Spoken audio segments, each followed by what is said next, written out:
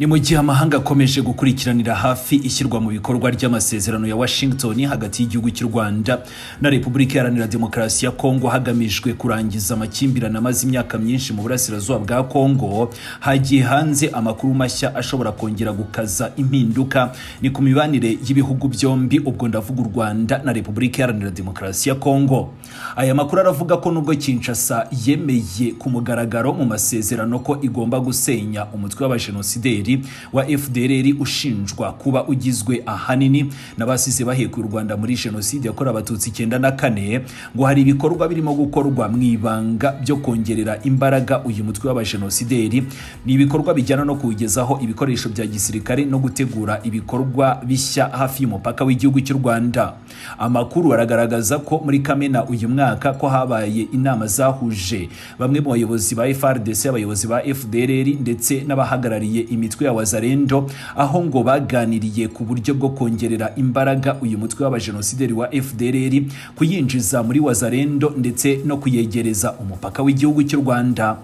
Ni amakuru aje mu gihe u Rwanda rumaze igihe ruvuga ko Fdlr ari kimwe mu bibazo bikomeye cyane cyangwa se kimwe mu bibangamiye umutekano warwo, ndetse rukagaragaza ko ingamba z'umutekano rwashyize ku mupaka ko zishingiye kuri icyo kibazo.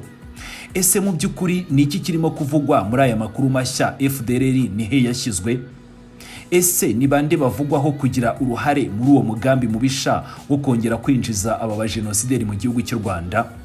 Ni gute se ibi bishobora kugira ingaruka ku masezerano ya Washington no ku mutekano w'akarere? Reba hasi handitse subscribe, ni muri iyi nkuru yacu tugiye kubasesengurira byose kuva ku nama bivugwa ko zabereye Ipinga kugera ku bayobozi bitabiriye iyo nama no ku migambi mibisha yavuzwe, kugeza rero no ku ngaruka bishobora kugira ku mubano w'igihugu cy'u Rwanda na Repubulika Iharanira Demokarasi ya Congo. Ni nyuma y'amezi hafi 8 u Rwanda na Repubulika Iharanira Demokarasi ya Congo basinye amasezerano y'amahoro ndetse no guteza imbere ubukungu, na amasezerano ateganya no gusenya umutwe w'iterabwoba wa Fdlr. Ubuyobozi bwa Repubulika Iharanira Demokarasi ya Congo bwo urimo gutegura mu buryo bw'ibanga uburyo bwo kongerera imbaraga bano bajenosideri bo muri Fdlr ndetse no kuyiha ubufasha bw'ibikoresho n'ubwa gisirikare hagamijwe kugaba ibitero ku butaka bw'igihugu cy'u Rwanda. Ndabanza nibutse ko uyu mutwe w'abajenosideri wa Fdlr ni umutwe w'iterabwoba ugizwe ahanini n'abasize bakoze Genocide yakorewe Abatutsi mu gihugu cy'u Rwanda 94. Ubu barakorera mu mashyamba yo mu burasirazuba bwa Repubulika Iharanira Demokarasi ya Congo, ariko kandi ibi ntabwo bihagije kubivuga gutyo kubera ko bamaze kugera Kinshasa, abandi banageze no kwa Sebarundi.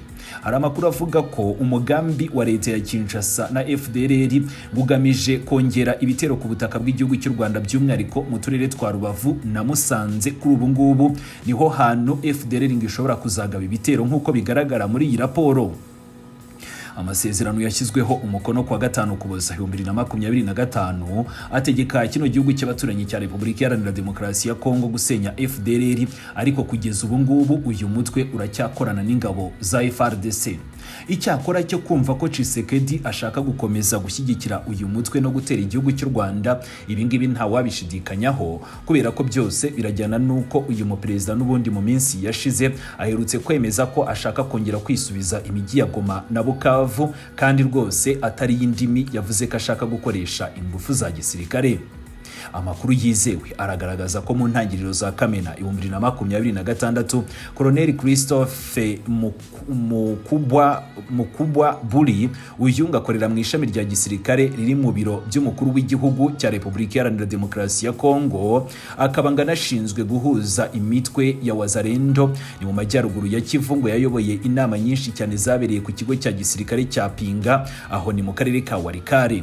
Abitabiriye izo nama ngo barimo abayobozi ba FARDC, barimo abayobozi b'umutwe w'abajenosideri wa Fdlr n'imiryango irwanya u Rwanda iyobowe ngo n'uwitwa Fabien Singaye. Uyu ngo ni umukwe wa Felicien Kabuga, umwe mu bagize uruhare cyangwa se umwe mu bakomeye cyane cyangwa se umwe mu bayoboye cyane bino biganiro, ngo nawe bivugwa ko afitanye isano nabo kwa Kabuga ndetse n'abandi bahoze mu butegetsi bwatsinzwe. Uyu Kabuga rero nawe muramwibuka ko ari umwe mu bagize uruhare rukomeye cyane mu gutera inkunga Genocide yakorewe Abatutsi hano mu gihugu cy'u Rwanda 94. Ni mu byaganiriweho rero muri izo nama ngo harimo kwinjiza abarwanyi ba Fdlr mu mitwe ya wazalendo hagamijwe guhisha imibare y'abarwanyi b'uyu mutwe w'iterabwoba, ndetse ngo n'uburyo abayobozi ba Fdlr bacungirwamo umutekano, ni mu gihe Amerika yakongera igitutu kuri Kinshasa kugira ngo ishyire mu bikorwa amasezerano ya Washington, by'umwihariko ingingo yo gusenya mu buryo bwa burundu uyu mutwe w'abajenosideri. Baganiriye kandi ku myitwarire ngo y'abarwanyi ba Fdlr ku rugamba, ndetse ngo hemezwa gahunda yo kubohereza mu myitozo ya gisirikare haba imbere muri Repubulika Iharanira Demokarasi ya Congo ndetse no mu mahanga. Ingingo nyamukuru kuri bo ariko nanone ngo nuko bagomba kongerera ingufu uyu mutwe w'abajenosideri wa Fdlr ndetse no kuyigumisha hafi y'umupaka w'igihugu cy'u Rwanda, hanyuma ngo hagategurwa ibitero byinjiza uyu mutwe wa Fdlr mu turere twa Rubavu na Musanze. Iyi raporo ikomeza igaragaza ko byanze bikunze aba bajenosideri ngo bagomba gutangira kwegerezwa n'ubundi ngo tuno turere kugira ngo kugaba ibitero bizaborohere. Umujyi wa Rubavu uherutse kugabwaho ibitero bikomeye cyane mu mwaka wa 2025 byahitanye abasivile 16, abandi 177 barakomeretse. Musanze nayo yagabweho ibitero bikomeye cyane mu mwaka wa 2019 mu Kinigi, maze bihitana abarenga 10 bose. Ni mu myaka 30 ishize Fdlr yagabye ibitero birenga 20 ku butaka bw'igihugu cy'u Rwanda, bihitana abaturage bo mu majyaruguru y'uburengerazuba. U Rwanda rwasobanuye kenshi ko umutwe w'iterabwoba wa Fdlr kubangamiye umutekano warwo, ari nayo mpamvu rwashyizeho ingamba z'ubwirinzi ku mipaka iruhuza na Repubulika Iharanira Demokarasi ya Congo. Amasezerano ya Washington yasinywe mu Ukuboza 2025 ateganya ko Kinshasa igomba kurandura Fdlr, u Rwanda rukabona gukuraho ingamba z'ubwirinzi rwashyizeho. Leta Zunze Ubumwe za Amerika zafatiye ibihano bamwe mu basirikare b'u Rwanda zivuga ko ari igitutu kigamije guhatira u Rwanda kubahiriza amasezerano y'amahoro, ariko ingabo za Repubulika Iharanira Demokarasi ya Congo n'abayobozi bazo ntabwo bigeze bafatirwa ibihano, nubwo bizwi neza ko nyine bakomeje gufasha uyu mutwe w'abajenosideri. Abasesenguzi muri politiki bemeza ko gushyira igitutu ku Rwanda ndetse no kuri AFC M23 mu gihe Fdlr na RDC birengagizwa cyangwa se batavugwa ngo ntabwo bishobora rwose kugeza ku muti urambye w'ibibazo byo mu karere. Fdlr iracyafite ubushobozi bwo guhubanganya umutekano w'igihugu cy'u Rwanda n'akarere, cyane cyane mu gihe igikomeje guhabwa ubufasha n'igihugu cya Repubulika Iharanira Demokarasi ya Congo. Abanyamakuru ndetse n'abandi benshi cyane bakomeje kugenda bakurikiranira hafi aya makuru, bakavuga ko mu bayobozi bitabiriye iyo nama ngo harimo Colonel Franka Mutunda Kapamba, uyu ngashinzwe ubutasi mu karere ka 34 ka FRDC, ndetse na Colonel Salomo Tokoronga uyobora akarere ka 342, akaba n'umuyobozi w'agateganyo w'agace ka Pinga kabarizwamo Warikare, Masisi ndetse n'igice cya Rubero. Aba basirikare bavugwaho kuba aribo bashyigikiye Fdlr mu bikorwa bitandukanye, kandi nabo bayishyikirije toni zirenga 3 z'amasasu n'ibindi bikoresho bya gisirikare mu burasirazuba bwa RDC ni mu ntangiriro z'uyu mwaka turimo. Ni mu bayobozi ba Fdlr bitabiriye iyi nama barimo Brigadier General Bernard Hitimana uzwi nka Mutunzi uyobora ishuri rya gisirikare rya Fdlr, ndetse na Colonel Pierre Celestin Rurakabije uzwi nka Guillaume Simba, uyu akaba ayobora umutwe w'ingabo zidasanzwe za CRAP.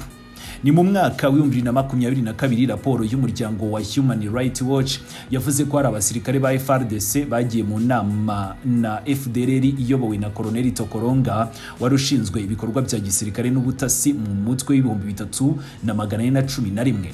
Human Rights Watch yatangaje ko yakiriye amakuru yizewe avuye mu basirikare ba FRDC bari bayobowe na Tokoronga muri rejima y'2411, avuga ko yahaye ibisanduku byinshi cyane by'amasasu ku barwanyi ba Fdlr mu gace ka Kazaroho ni muri Nyakanga 2022.